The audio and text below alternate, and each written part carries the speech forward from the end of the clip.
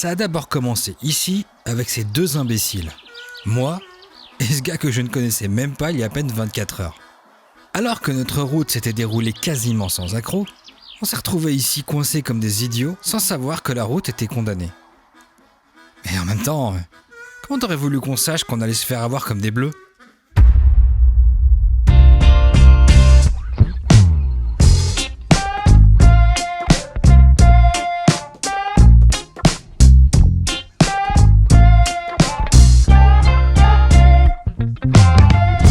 Toujours armé de mon super Ténéré de 1992, j'ai quitté l'Auvergne pour rejoindre mon point de départ, Die. Non mais c'est comme ça, hein, j'ai vérifié, et c'est vraiment comme ça qu'on prononce le nom de cette ville. Et pour la première fois depuis longtemps, je ne connais absolument rien des paysages qui sont prévus sur mon itinéraire. Et dans tous les cas, d'après ce que j'ai lu dans les guides d'Affitrip, la balade promet d'être géniale. Après avoir roulé plusieurs heures pour rejoindre le Vercors, j'ai été invité par Axel, un type qui me suit sur les réseaux sociaux et qui est très sympa, à dormir chez lui avant de commencer le trajet. Je pense que l'excuse est parfaite pour avoir un compagnon de route. Alors c'est tout naturellement qu'il va rouler avec moi toute la journée. Et vu la météo, l'ambiance s'annonce parfaite. Waouh! Oh là là! Ah, c'est dingue! Peuplée de 4600 habitants au bord de la rivière de la Drôme, la ville de Die se trouve au pied du massif du Vercors. Dominée par la montagne de Clandas à 2041 mètres d'altitude, ce sont des routes sur lesquelles je pose mes pneus pour la toute première fois et j'avoue que j'ai assez hâte de découvrir ce qui m'attend. Le soleil tape sévèrement, la température est nickel et on se dirige vers le col de Rousset.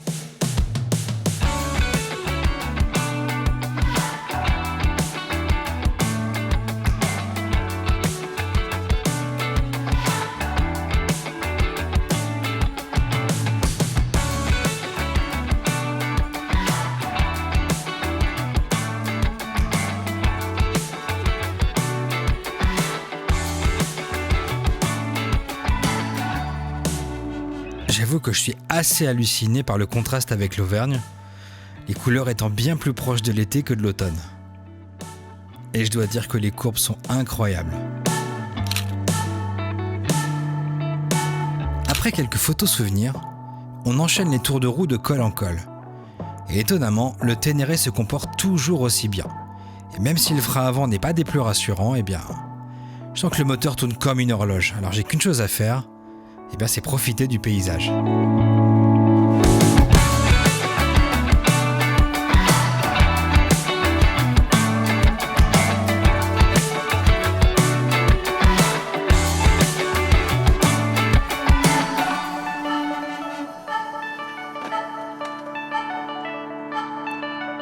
Au fil des kilomètres, on passe devant un cimetière de la Seconde Guerre mondiale qui m'interpelle.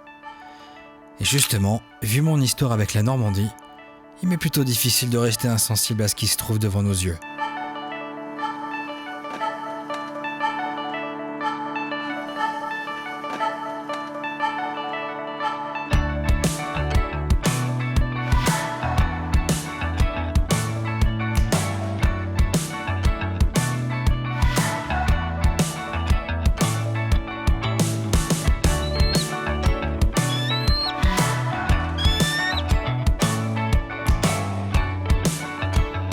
Mais je crois bien qu'il s'est passé quelque chose qu'on n'avait pas du tout prévu. Alors on avait bien l'air idiot là. Et effectivement, c'est vraiment pas de chance, parce que la route était barrée pile le jour où on est passé. Mais même si on va devoir faire un détour par la route, j'ai toujours une petite solution pour te montrer des paysages.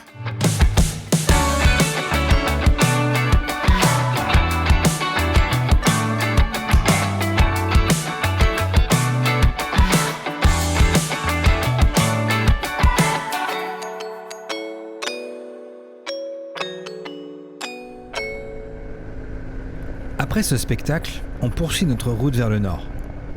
Mais comme une mauvaise nouvelle ne se présente jamais seule,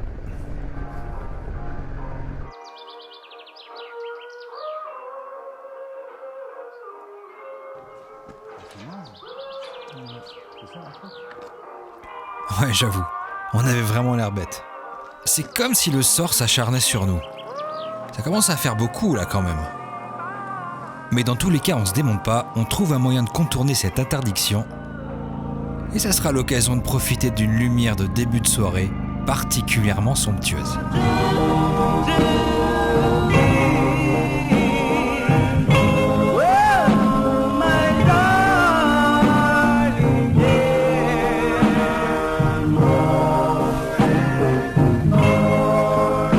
Le temps défilant, il est temps qu'Axel rentre chez lui et que j'aille trouver refuge pour la nuit. Merci pour ta compagnie. C'était super sympa de partager cette journée avec toi et bon retour.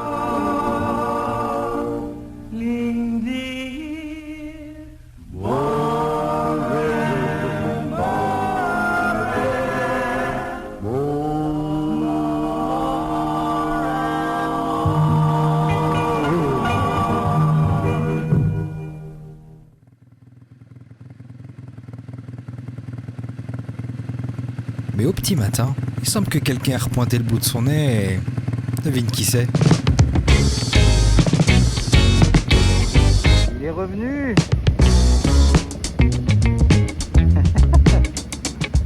En fait, il a tellement aimé la journée d'hier qu'il m'a proposé de lui-même de revenir pour terminer l'itinéraire ensemble. Moi je trouve ça plutôt cool, non ? Allez, on se tape dans la main, on part terminer ce mini-trip en beauté. Et chanceux comme on est, il se trouve que la météo est juste parfaite.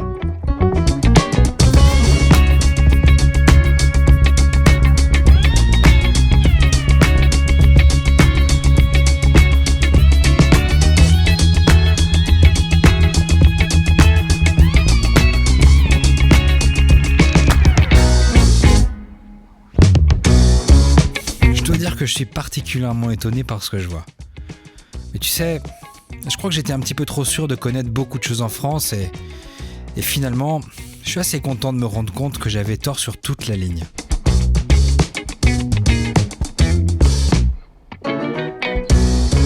Les kilomètres s'enchaînent, Axel prend la confiance et on profite des paysages purement français qui s'offrent à nous. Et alors que j'avais l'esprit songeur, on tombe nez à nez avec une route à laquelle on ne s'attendait pas du tout. Oh, le truc de fou. Oh, le truc de malade.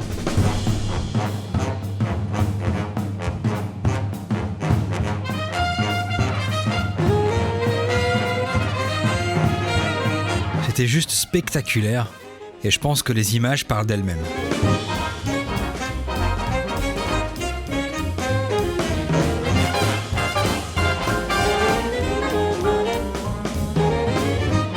Au fil de la route, la fin approche et le ciel s'assombrit légèrement pour laisser apparaître une légère couche de nuages. On finit par arriver aux gorges de la Bourne, parfaite pour terminer en beauté cet itinéraire. Oh, c'est énorme.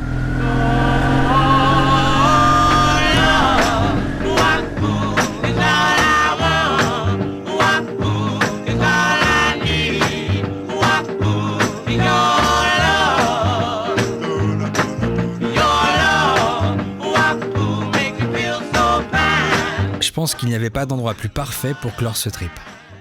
Il est temps pour moi de dire au revoir à mon compagnon de route. Axel, c'était un vrai plaisir d'avoir partagé la route avec toi. Je te souhaite un excellent retour et il est temps pour moi d'achever les derniers kilomètres avant de filer en Savoie pour le dernier trip de cette série. C'était un énorme plaisir de parcourir ces routes. J'ai découvert une région dont je ne connaissais finalement rien. Et je repars avec pas mal de belles images dans la tête et un super esprit de camaraderie. Pour te procurer le guide d'Affitrip dans lequel tu trouveras le parcours que je viens de faire et bien d'autres balades, rendez-vous dans la description de cette vidéo, il y a toutes les informations à savoir. Dans tous les cas, sois prudent sur la route et je te dis à bientôt. Oh, j'en peux plus. Voilà. Pizza, c'est très bien. Et après, je file en Savoie. Allez, à plus.